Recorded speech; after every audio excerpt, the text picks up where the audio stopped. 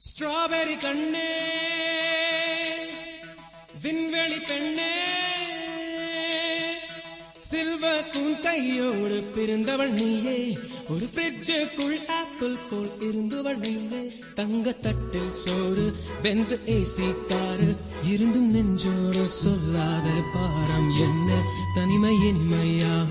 எளிமை கொடுமையாக உனது கண்ணோடு சொல்லாத சோகம் என்ன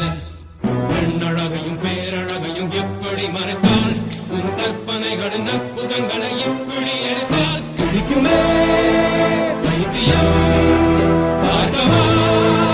வைத்தியம்